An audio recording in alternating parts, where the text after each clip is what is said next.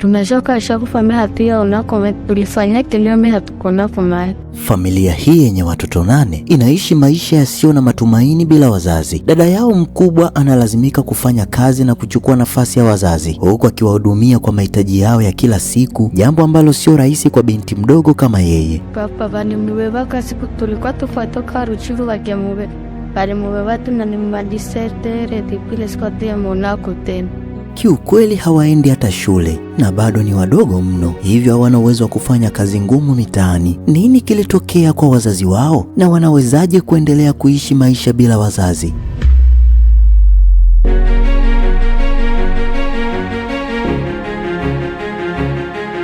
Leo tuko katika Jamhuri ya Kidemokrasia ya Kongo. Tumekuja huku kuwatembelea watoto hawa na watatuelezea zaidi kuhusu maisha yao ya kila siku na kilichowatokea wazazi wao. Jina lako nani? Naomi. Wenje Naomi nani? Bazira. Naomi Bazira mwenye umri wa miaka 14 ndiye mtoto mkubwa kati ya watoto hawa 8, na yeye ndiye anayepaswa kuwalea wote hawa, na hiyo ni baada ya kumpoteza baba yao. Mama yao amekuwa mgonjwa kwa miaka 4 sasa. Mwili wake wote ni dhaifu kiasi kwamba hawezi hata kusogeza mguu. Nabeba mizigo ya watu sokoni ili niweze kupata riziki. Kila siku naamka asubuhi na mapema, najitayarisha na kuanza kuuza matunda na mboga. Nilianza kazi hii nilipofikisha umri wa miaka 10 na sasa nina miaka 4 tangu kifo cha baba yetu mpendwa.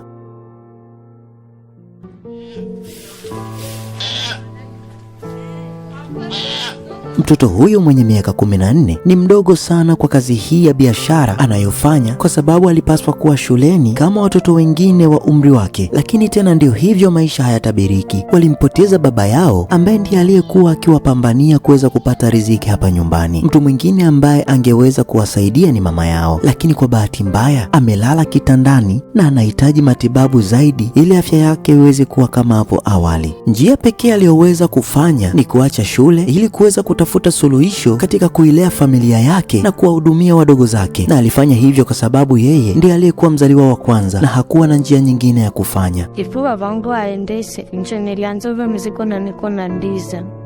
Mimi ndiye ambaye ninawalisha wadogo zangu 7. Mama yangu bado yuko hai, lakini hali yake ni mbaya sana.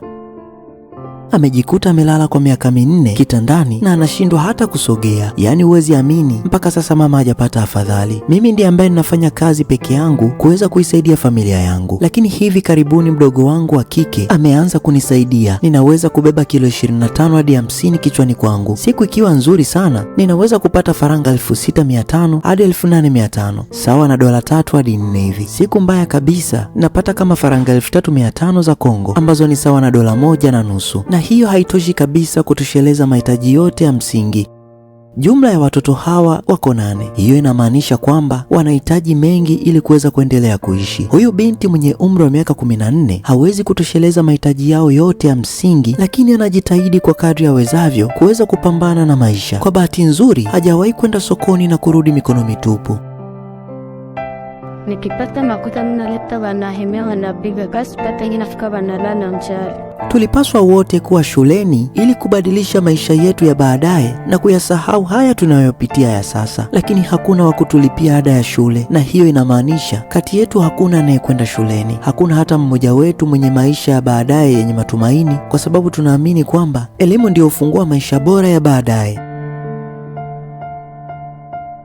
Anasema ni vigumu sana kufanya majukumu ambayo alipaswa kufanya mama yake, kwa sababu yeye ni mdogo sana. Alikuwa akitamani kuwa na maisha mazuri huku akiuona upendo wa wazazi ukiwazunguka siku zote, lakini badala yake imekuwa vice versa, kwani amekuwa akipambana kuwalea wadogo zake siku zote.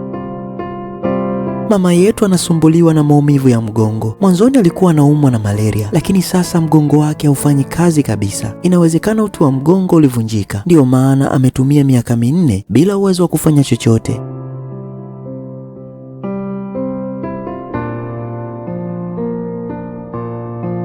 Yeye ndiye mzaliwa wa kwanza akiwa na umri wa miaka 14, akifuatwa na Alliance mwenye umri wa miaka 12. Kuna Espoir ana miaka 9, Caleb mwenye umri wa miaka 8, Mavele ana miaka 7, Asiana ana miaka 6, Oliver ana miaka 5 na mdogo wao wa mwisho aitwaye Exosa ana miaka 4. Wengi wao tofauti ya umri ni mmoja tu, jambo linaloweza kuashiria kuwa kulikuwa na tatizo kwenye uzazi wa mpango kwa familia hii. Tumechoka kufanya hatia unako tulifanya kilio hatukona kama. Anasema hakuna anayejua kama kweli baba yao alifariki, kwa sababu alichukuliwa tu kutoka nyumbani na watu fulani na kuondoka naye, na tangu siku hiyo hajawahi kurudi wala hawajasikia taarifa yoyote kumuhusu baba yao. Sasa baba ni mbeba kasi tulikuwa tufatoka ruchivula ya mwe. Pale mwe na ni mandisete retipile skoti ya Monaco tena. Ilikuwa jioni saa 10. Aliweza kuchukuliwa wakati tunatoka eneo moja vile linaloitwa Ruchuru. Tangu wakati huo hatujawahi kupata habari zake zozote. Tunahisi tu huenda alifariki, kwa sababu kama angekuwa hai tungejua au tungepata taarifa zake, na pia angerudi kututembelea. Tunachoka kufanya hatia unako tulifanya kilio hatukona kama. Na kuna hata watu wa barafiki yake na papa wanashawaambia sote tushamuona ama hakuna. Majirani waliokuwa na namba yake ya simu walijaribu kumpigia, lakini simu yake ilizima ghafla. Ndio maana tunahisi jambo baya liliweza kumpata. Jina lako nani? Onions. Ndugu yake wa kike mwingine aitwaye Alliance naye pia amejiunga na anafanya kazi za vibarua, hasa kubeba mizigo, na ndio kazi ambazo zinawasaidia kupata riziki. Kwa kuwa hawana wazazi wala ndugu wa kuwasaidia, binti huyu mwenye umri wa miaka 14 ni lazima wapambane kuleta mabadiliko makubwa kwenye familia yao. Wanastahili maisha bora na wangependa kuona maisha yao yakibadilika na kupata fursa ya kwenda shule. Tunaishi maisha magumu hapa bila wazazi. Wakati mwingine tunalala njaa, lakini siku nyingine tunapata bahati ya kukutana na watu wanaotupa kazi ya kubeba mizigo. Mara nyingi tunazunguka mitaani tukitafuta mtu wa kutupa kazi yoyote ili tuweze kupata pesa. Ulishasoma kidogo? Tulimuuliza kama alishawahi kwenda shule, na yeye akajibu kwamba angependa sana kwenda shule, lakini nani atamlipia ada? Nani atamnunulia vifaa vya shule? Akiwa kama mtoto mwingine yoyote, ana ndoto za kutimiza, lakini bila elimu anaamini ndoto hizo haziwezi kutimia.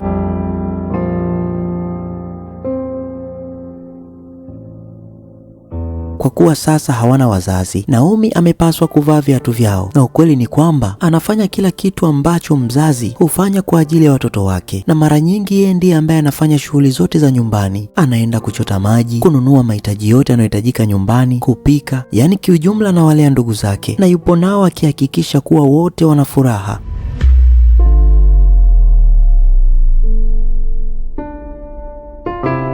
Sio jambo gumu kuelewa kwamba watoto hawa wadogo wanahitaji msaada, wanahitaji chakula kila siku, nguo na mahitaji mengine ya msingi, lakini jambo la muhimu zaidi ya yote hayo ni elimu, maana hiyo ndiyo zawadi bora kwa watoto. Tukiwa kama Afrimax tuliweza kuanzisha kampeni kwa ajili ya kuwasaidia watoto hawa, na tunaamini maisha yao yatabadilika siku chache mbeleni, maana maisha bila wazazi kwao yanaweza kuwa magumu na yenye changamoto sana.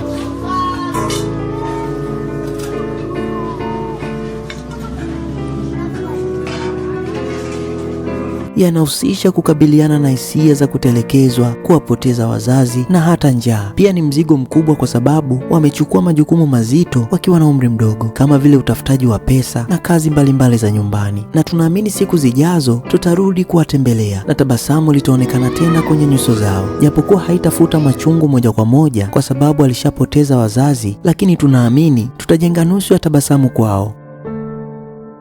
Mpenzi mtazamaji wa Afrimax Swahili, kutokana na kisa hiki cha watoto, wewe una lipi la kusema? Weka komenti yako yoyote kwa kuwaombea kwa Mungu azidi kuwapunguzia mzigo. Asante kwa kutazama. Mimi ni Francis na hii ni Afrimax Swahili. Usisahau kusubscribe ili uwe wa kwanza kupata video zetu.